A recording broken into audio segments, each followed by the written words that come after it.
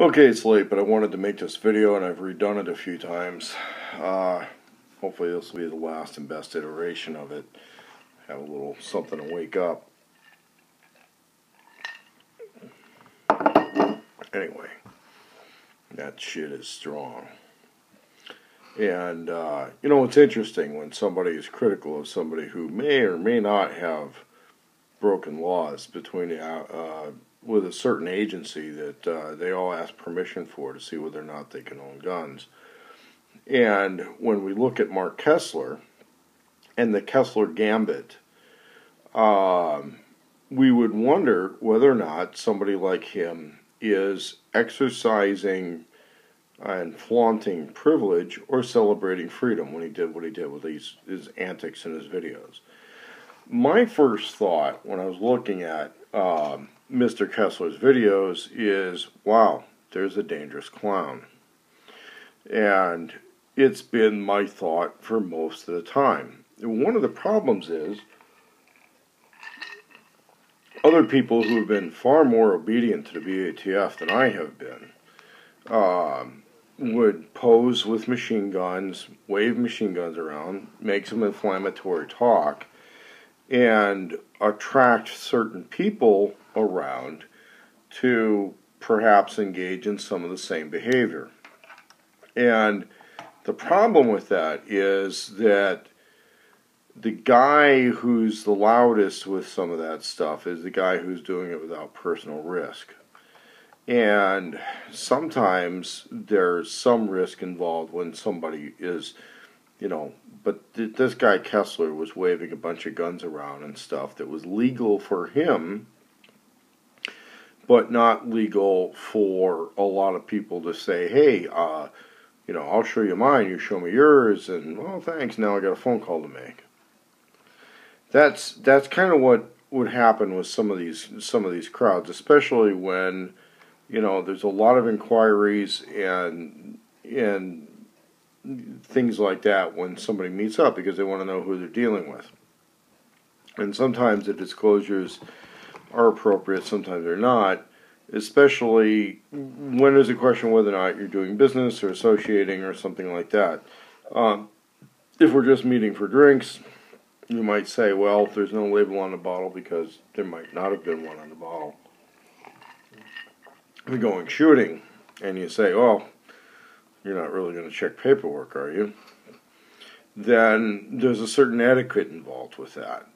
On the other hand, when you're engaging in the things that Mr. Kessler did, and the types of conversations that Mr. Kessler did, where there's no deniability. I mean, these things were done on Facebook. It was done in plain text.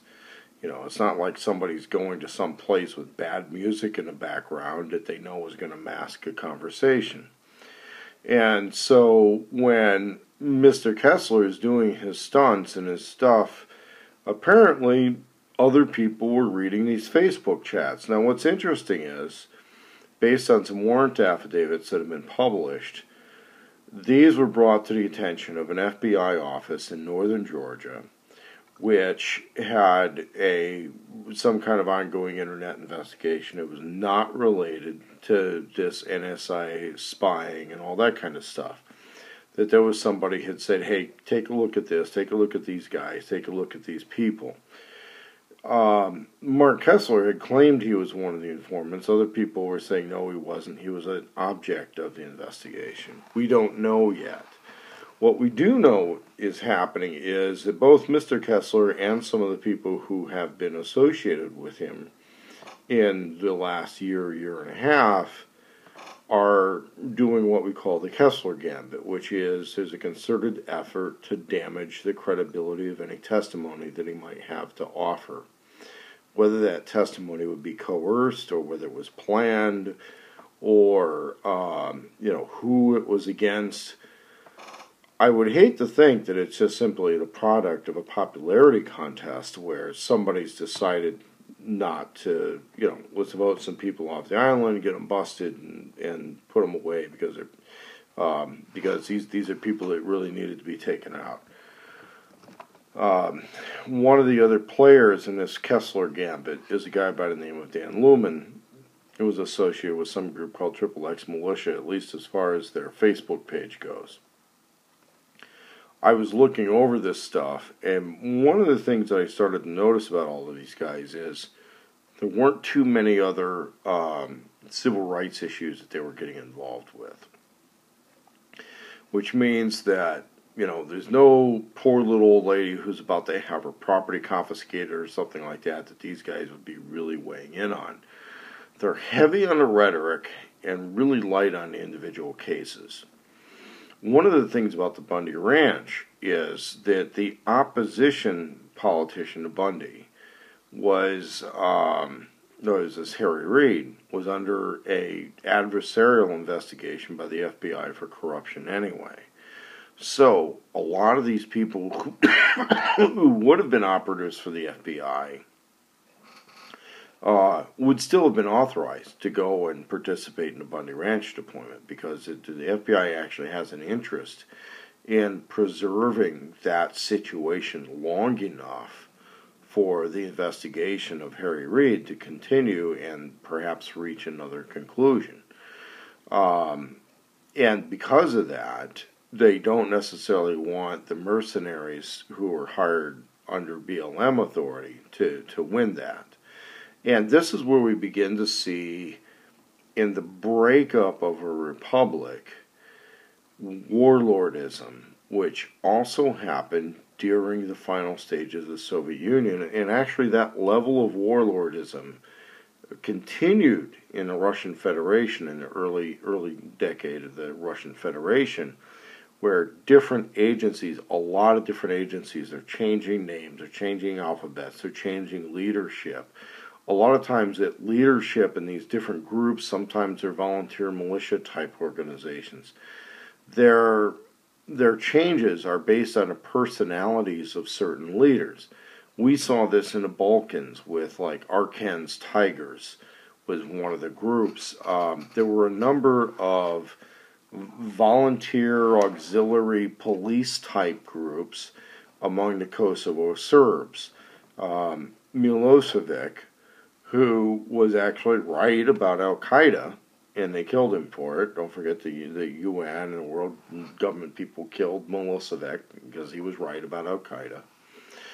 Milosevic was a very popular leader among those types of people, and they were quite often recruited and led, and it was the personalities of the different leaders, and sometimes they'd put together their own little SWAT teams and then paramilitary forces based on whatever government organizations they managed to have any control over when the country was breaking up.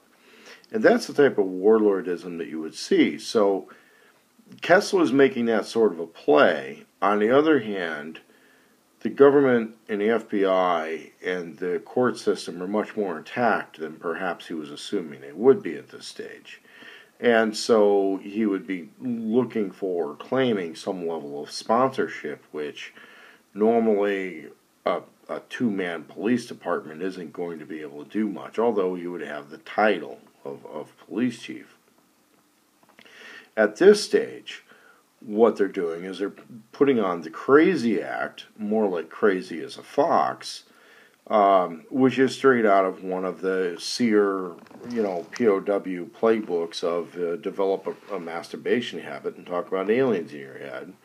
If you feel that somebody might be trying to extract information out of you, especially if you've been put someplace and drugged in such a way that they go extracting information and then you may not even remember what was going on. On the other hand, Kessler, whether or not somebody's going to extract willing testimony or what would have the appearance of being willing testimony but it's not credible, whether or not he would be subpoenaed because Lumens or other people in the Triple X group in Georgia have been arrested, I think that's the play that's being made, and we're going to call this the Kessler Gambit, because what Kessler's trying to do is destroy the usefulness of his own testimony if he's ever subpoenaed in these cases related to these people that were associating with each other on Facebook and the Triple X militia.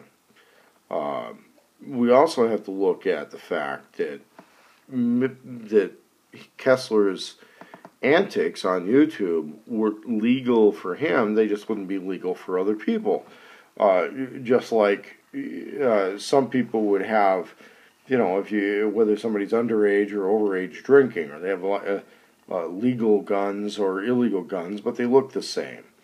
That's going to be what goes on. And until somebody has really proven themselves, he can prove themselves sincere by making a sincere sounding video. We don't know. But until they're in a situation where they're at risk and the consequences are going to be dire either way, and they make a decision, they make a moral commitment type decision based on what's in front of them, what's going to happen. That's the only time. When you see the elephant, what do? That's when you're going to know. And with a lot of these guys, it still remains unproven.